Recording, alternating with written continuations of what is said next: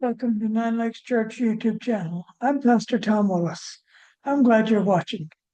Our study today is in John chapter 1, verses 19 through 51.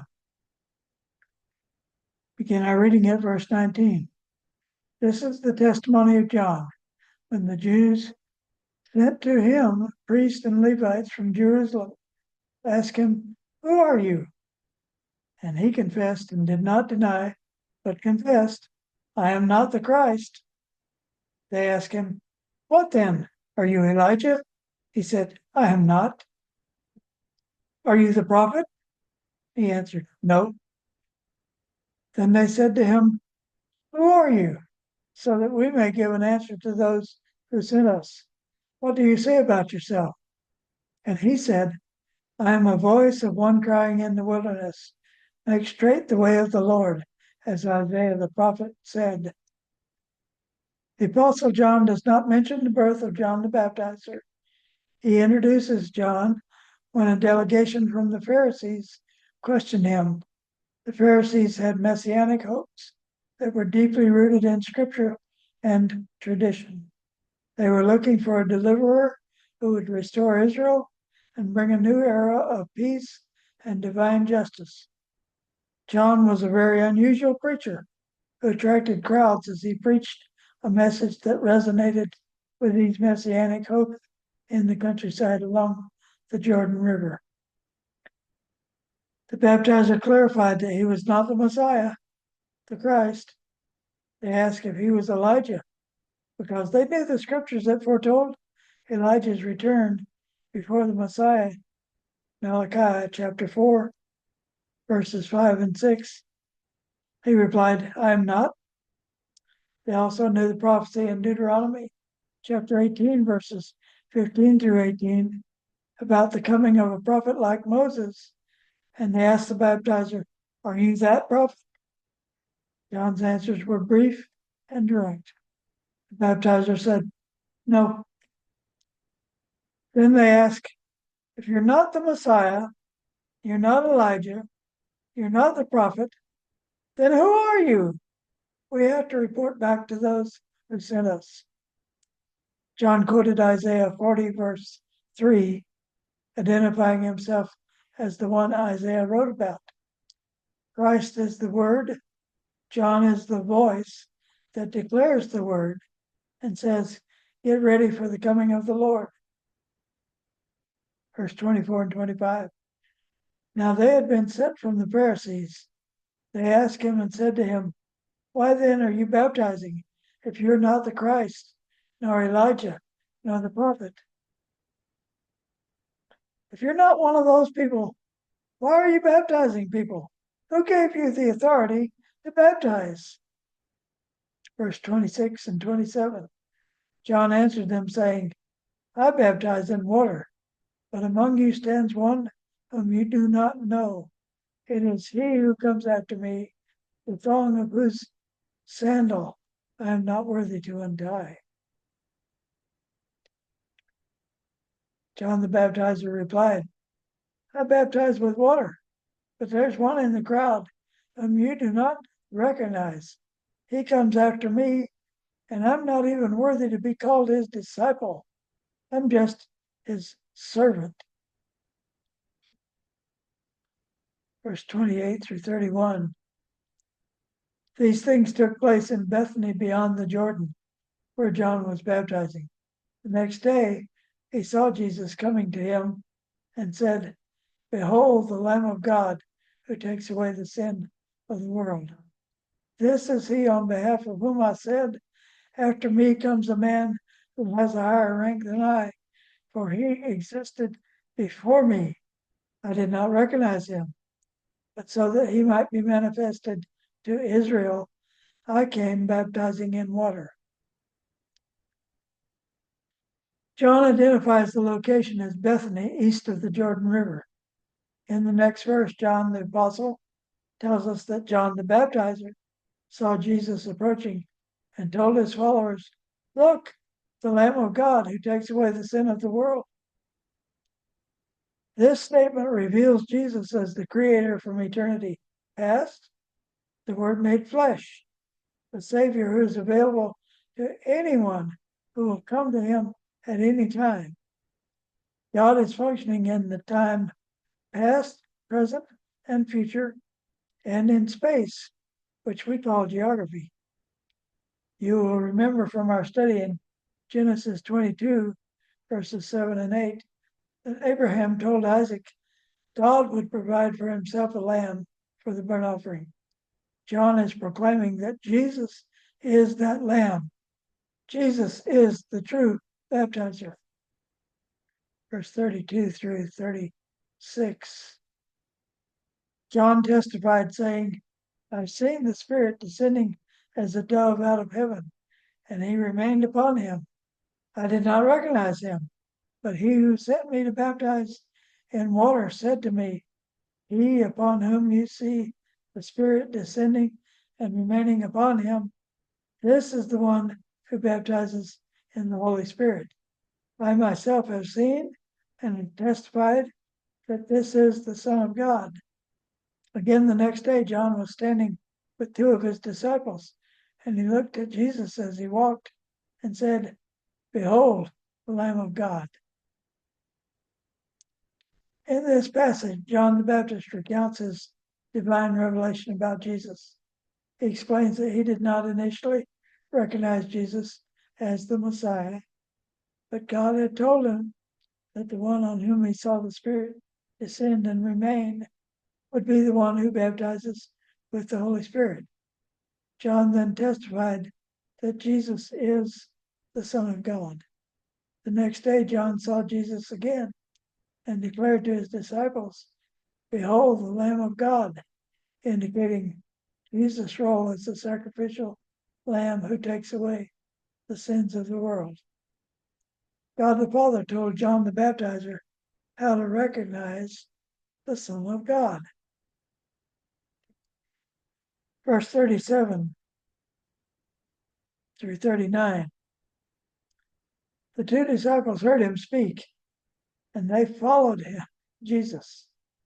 And Jesus turned and saw them following and said to them, What do you seek? And they said to him, Rabbi, which translated means teacher, where are you staying? He said to them, Come and you will see. So they came and saw where he was staying. They stayed with him that day, for it was about the 10th hour.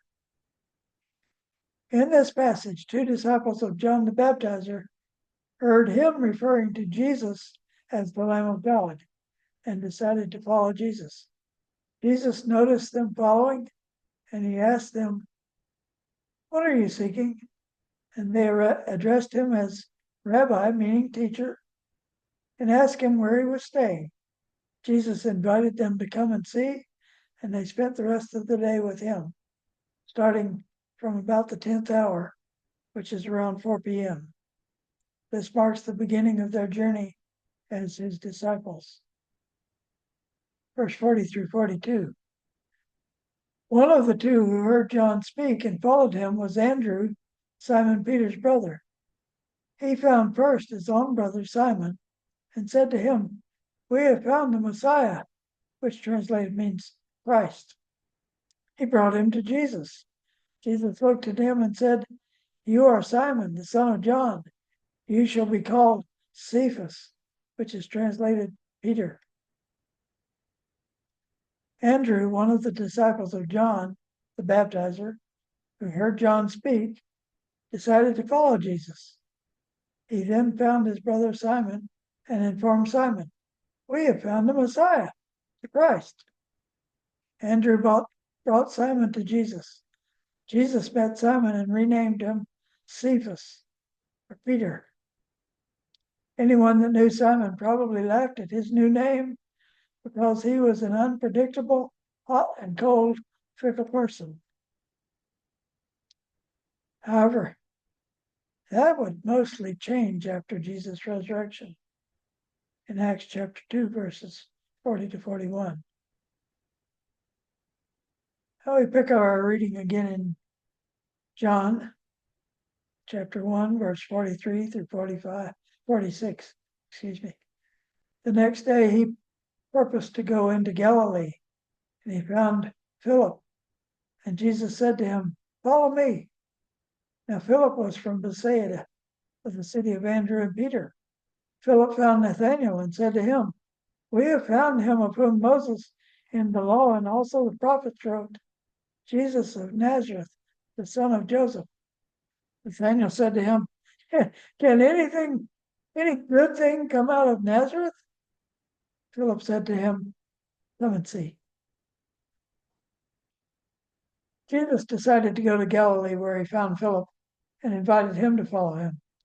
Philip, Andrew, Peter, and Nathanael were all from Bethsaida in Galilee. Philip found Nathanael and informed him, "We have found the one prophesied by Moses and the prophets. He is Jesus of Nazareth." Nathanael was a skeptical doubter. Can anything good come out of Nazareth? Philip did not argue. He simply responded, "Come and see." We should follow that same pattern for witnessing as we invite people to come to Jesus and to come to church. Jesus had begun assembling the 12 disciples, 11 of whom would later be known as the apostles. These men, along with the others, were extraordinary people chosen for ordinary people chosen for an extraordinary mission. These men were ordinary people chosen for an extraordinary mission. That mission being to spread the message of Jesus. Their teachings and actions continue to inspire millions of believers around the world. Verses 47 and 48. Jesus saw Nathanael coming to him and said to him, "Behold, an Israelite indeed, in whom there is no deceit." Nathanael said to him, "How do you know me?" Jesus answered and said to him, "Before Philip called you, when you were under the fig tree, I saw you." When Jesus saw Nathanael coming, he said, "Look, an Israelite who is not deceitful or cunning, but true and honest." Nathanael was surprised and asked Jesus, "How do you know me?" Jesus revealed his supernatural knowledge and divine insight as he responded, "I saw you under the fig tree before Philip found you." Verses 49 through 51. Nathanael answered him, "Rabbi, you are the Son of God. You are the King of Israel." Jesus answered and said to him, "Because I said to you that I saw you under the fig tree, you believe? You will see greater things than these." And he said to him, "Truly, truly, I say to you, you will see the heavens open and the angels of God ascending and descending on the Son of Man." In these verses, Nathanael recognized that something good did come out of Nazareth. Jesus, the Son of God, the King of Israel. Jesus affirmed Nathanael's belief, which was sparked by Jesus' knowledge of him under the fig tree.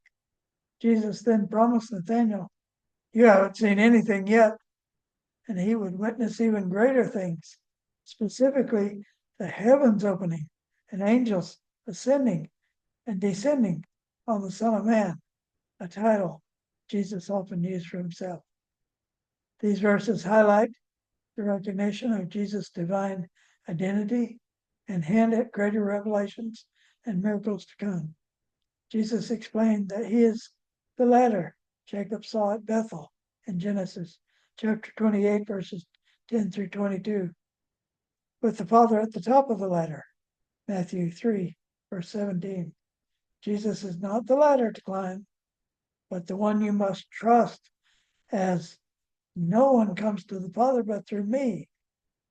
Jesus said that in John chapter 14, verse 6. Over the next 3 years, Nathanael did see these promised events. This chapter is lengthy and is crucial to our understanding of who Jesus is. It reveals the Word incarnate, God in the flesh, God with meat on his bones. John the Baptizer introduced Jesus as the revealer of God the Father. Andrew testified that Jesus is the Messiah Philip testified that Jesus fulfilled the Old Testament. Nathanael declared that Jesus is the Son of God, the King of Israel. Consider your relationship with God. Is it well with your soul? Is there anything you need to work out with God? Your prayer may be very simple, like this. Doesn't have to be exactly like this, but similar. Father, I've sinned against you. I believe Jesus is God the Son. I'm asking you to forgive me. Help me live for you the rest of my life. Amen. Do not put off today what you may not be able to do tomorrow. If you made a decision for Christ today, I would love to hear from you. Our email address is nlbc1960@gmail.com. Phone number at the church is 253-838-4080. Find a church in your area that preaches and teaches the Bible and attend regularly. Thank you for watching this video. Until next time, may God bless you.